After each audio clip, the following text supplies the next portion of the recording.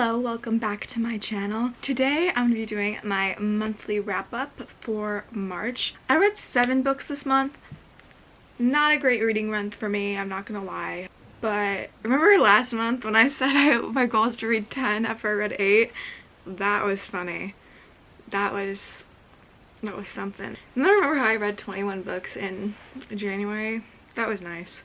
I think, okay, and you may be wondering if I'm like averaging like 7 or 8 books, like, and I get to like 100 every year. It's because of those breaks, like from school. Like January, when I didn't start school until like the 23rd, I read 21 books in a month. But now I have school, and I've read a lot over spring break, so I've caught up a little bit. But also with this month, I hit a little bit of a slump, which was hard, and I've been like getting a lot of mini slumps lately. Like, not slumps that like last more than a week, but like that week of reading like kind of makes a big difference. Also, I'm gonna chalk it up to I read a lot of long books this month. I don't know why. I was just in a long book mood. There aren't really any like books under 400 pages that I read. And then I read a fantasy, which slows me down a little bit. Like, I still love fantasy, but I read them slower than I read romance.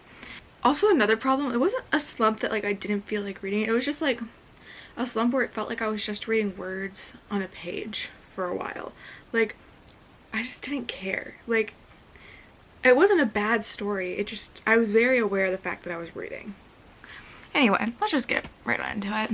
So the first book I read was my book club book of the month. It was In a Jam by Kate Canterbury. My book club did not, like, a lot of people DNF'd it, a lot of people didn't like it. I heard a lot of mixed reviews on In a Jam. I was on the other side though. I really enjoyed it. Was it my favorite romance I've ever read? No, but I enjoyed the story. Like, I read it pretty quickly. It's pretty long though. I feel like it definitely could have been like 150 pages shorter than it was. So it follows this girl Shay, who her step grandma passes away, and she passes down her tulip farm to Shay, but the stipulations are she has to live on the farm for a year and she has to be married within the year. And Shay's in a predicament because her wedding like just went up in flames. Like, she was about to walk down the altar and her fiance calls it off.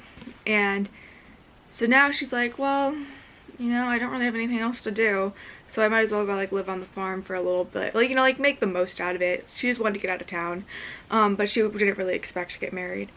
But she runs into Noah, who she was friends with when they were in high school, but he was really awkward, just like in a really awkward phase in his life. So, but now he's like hot, obviously, and she bumps into him, doesn't recognize him at first, which is awkward, but he's like mad at her for leaving, but also at the same time is like very much in love with her. He always has been. He's also like a single dad to his niece, a 6-year-old niece, who I don't really like kids in stories. That was also a point docked for me.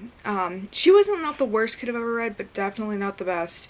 She annoyed me at times, but it wasn't like overly annoying. I don't know.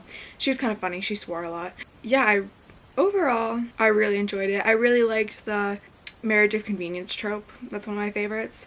I gave it 4 stars, which is being generous, but while I was reading, I was pretty invested in the couple, so I was feeling kind that day, but I would recommend it. And the next book I read was like kind of a disappointment for me. I was really, really excited to read this, and it did not live up to what I wanted it to be, and it is Things We Never Got Over. Things We Hide, that's the first one. Things We Hide from the Light by Lucy Score. And I loved Things We Never Got Over. That was a 5-star read for me. And I think the reason I wasn't really into this, it might not even be, like, I love Lucy Score's writing. I loved the little glimpses of another couple that I really, really want to happen. And I think that's going to be the next book. And that's the only thing I really cared about in this book, was getting glimpses of them. And that's what I wanted this book to be. When I found out it was Nash and Lena, I was like, alright. I didn't care. I wasn't too invested. But I gave it a try. It was cute. I liked the romance. The best part though was like it's a small town romance, so the best part was like the found family and things like that. Yeah, I really enjoyed like Lucy Score's writing. It's not this, I got docked one because I didn't care about the romance, but I did like, it was a saving grace that she had the banter and like the found family and like all the stuff like that. Like that was what gave it a 3.5 for me. If it didn't have that, this would be like a 2-star read. So this book's kind of like a friendly to enemies to lovers kind of thing.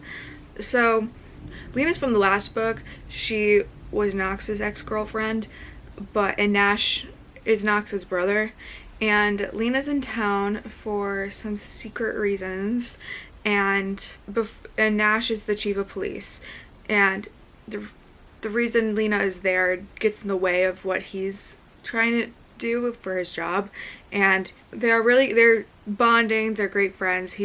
Nash was in an accident in the last book and he's having a lot of trouble emotionally recovering from it, and Lena is helping him through that. But then when he finds out why she's in town, he feels very betrayed, and it causes some conflict. But yeah, it was alright. I think I'm going to love the next one, and I just needed to read this to get to that one. So I'm glad I read it, but was it my favorite Lucy Score book? No, but I still love Lucy Score. I think the first book is so worth the read, and then this one to get to the next one will be worth the read, I feel like. And then the next book I read made me cry. This is the first book that's made me really feel something in a really long time. It's Magnolia Parks by Jessa Hastings. This was a struggle for me. I didn't know how to feel. I went into this with the mindset that it is not a romance. This is pure entertainment. Like, you just can't be thinking of it as a romance. And that mindset is how I think I liked this book. I think if I went into this being like, oh, it's a romance, I think I would have absolutely hated it. But if I thought of it as like, I'm watching Gossip Girl, I really, really loved this book. I understand though why people hate it, because I feel like I hate it sometimes, but like I love to hate it. I don't know, like, oh, I don't know. Like, these people are god-awful people. Like, I don't know how Jessa Hastings came up with this. I hope people like this don't exist. Like, they're awful people, but who I don't think deserve to find love. But I'm rooting for them at the same time. I don't know, it's so toxic.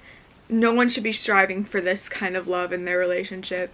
Yeah, I honestly, I'm not gonna give a synopsis of this because I feel like this is best going into blind, because I went into this not knowing a damn thing. All I knew that it was toxic and it was Gossip Girl vibes, and I think that was the best way to do it. Like, I had so much fun reading it that way. And I gave this book originally 5 stars, but I docked it to 4, and I'll explain why later. But I still love this book very, very much. And then the next book I read was might be my favorite of the month. As you guys know, I am an Elsie Silver stan. She's quickly become one of my favorite authors. I love her so much, especially this series. Why am I forgetting what it's called? Anyway, The Flawless, Heartless, and now Powerless. This is the 3rd book in this series. It's Jasper and Sloane. It's a childhood friends to lovers. It's so pretty. This was one of my most anticipated releases of the year, and I'm so excited. I'm so excited for the next one, and I just never want this series to end. And I never thought I'd be into like cowboy romances, but like it's like not, like it's just like a very small town and like on a ranch kind of romance, and I love it. I love it so much, and I never want her to stop. So Jasper is a NHL hockey player, and Sloane is one of his childhood best friends, and Sloane has always had a thing for Jasper, but Jasper never has really seen her in that way. until she's about to get married. She's starting the book, gonna get married. The guy's kind of a jackass, and something happens at the wedding where she calls it off. She has to call it off, and she finds something out. And then Jasper is like, let's get out of here. And he breaks her out of the wedding, and then they take a little road trip. So, you know, this was really, all my favorite tropes. Friends to lovers, forced proximity, small town, just so good. I could not recommend these enough. This was obviously a 5-star read for me. It was so good. And then the next books I read were Vicious and Vengeful by V.E. Schwab. This was the fantasy duology. I think it says that Victorious is on Goodreads as the third one, but I feel like this could just be a duology. Like, and also it hasn't been announced like at all, and this book was released in 2018, so I feel like we're just not getting it, so that's fine. I feel like it could just be a duology. I really enjoyed these books, but these were the books. I love V.E. Schwab. Like, I love her writing. Like, The Invisible Life of Addie LaRue is one of my favorite books, and I really liked Dark Shades of Magic trilogy. But these books, I really enjoyed it, but again, I don't know what it was. I think I was just in a slumpy mood. Like, it just felt like I was reading words on a page. Like, I was never super invested in the story, and it was a really cool story. So I would totally say it's worth the read. I gave this 3.5 and this three stars. This one was very good though. I think I was a little bit tougher on my ratings because I know what V.E. Schwab is capable of. This just wasn't up to par with what I love, but it was still amazing. Like, I still love V.E. Schwab. And a character in this book, Victor, so fine. I was very much in love with him. It's about these guys, Victor and Eli. They're college roommates. They're very smart. They're a little arrogant. They're always have a little bit of a competition with one another. They're in their senior year, and they start for a thesis project. Eli really wants to do his thesis on these things called extraordinaries, which are people with special abilities, and it's a little bit taboo in this society because they're kind of legends. No one's really sure if they exist. So then Eli discovers a correlation between extraordinaries and near-death experiences. Victor becomes kind of like, oh crap, he made this amazing discovery, like, I need to make this about me. He starts to spark the idea that, hey, we should bring this out of the academic world into the real world and do some testing. Like, they start to do some experiments on it, and it doesn't go well. So yeah, it was super interesting. It was a very interesting concept. Victor and Eli were really cool characters to read about. So yeah, and then Vengeful, the only thing I had a problem with Vengeful was where I docked it, was it introduced some new characters, which I found interesting, but there was a lot of time focused on reading about these new characters, and I just wanted Victor. I just wanted to read about Victor. That's all I wanted. And I didn't get as much in this book. That's just why I docked the point. And then the next book I read was Daisy Hates, and this book is the reason why I docked Magnolia to 4, because I am such a Daisy Hates girl. I'm a Daisy Hates stan. I love her so much. Like, I liked Magnolia, but like reading this book kind of made me annoyed with her. Like, I'm just like, yeah, maybe she is kind of shitty, but like I knew that in her book, but like even more so. And like, I know a lot of people prefer Magnolia over Daisy Hates, like her books over these books, but like I think I like these better. Like, the next book is Magnolia Parks too, but I really just want to read Daisy Hates too. It's okay. I know I'll enjoy it. This book had the perfect amount of like toxic and angst for me. Like, I feel like Magnolia Parks may have been a little bit overboard, which like I was fine with, but like this was like the perfect happy medium for me. If it was gonna be toxic, this is the person. If I was just gonna accept that the book I was gonna read is very toxic, this would be the perfect level for me, if that makes sense. I'm also obsessed with these covers. Like, they're so pretty. So I really love these.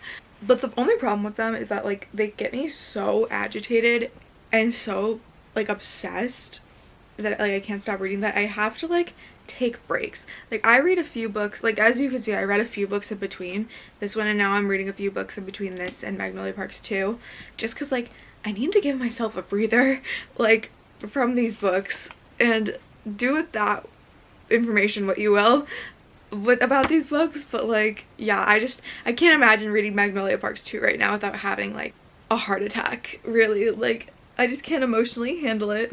Yeah, I was obsessed with these books, like, especially Daisy Hates, like, so good. Also, those are I read those books when I'm like feeling slump, when I start to feel a slump coming on. I feel like that's gonna be my trick for the next two. Like, when I start to feel a slump, I bring out the Daisy Hates, or I bring out the Magnolia Parks, because those books make me feel like no other books have made me feel ever. So I have a pretty confident guess that they're gonna make me feel more than just like I'm reading words on a page. And I'm not gonna know what to do with myself after they're done, after I'm done with Daisy Hates 2. But I guess just wait for the next one. But anyway, those are all the books I read in March. It was not a great reading month for me, which I know 7 books is a lot, but I know I can do better, which bothers me, but like, it's okay. Next month maybe I could try again. In summer, obviously, when I hit summer, that's when we're gonna get the really long reading wrap-ups. It was a pretty good month though, like, all together. Like, I had a lot of books that I really enjoyed.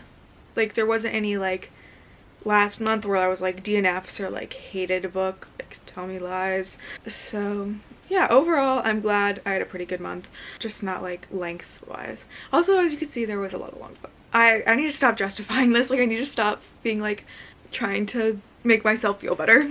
But anyway, I really hope you guys enjoyed this video. You know, let me know what else you want to see from me, and I hope you have a wonderful week, and I will see you next week. Bye!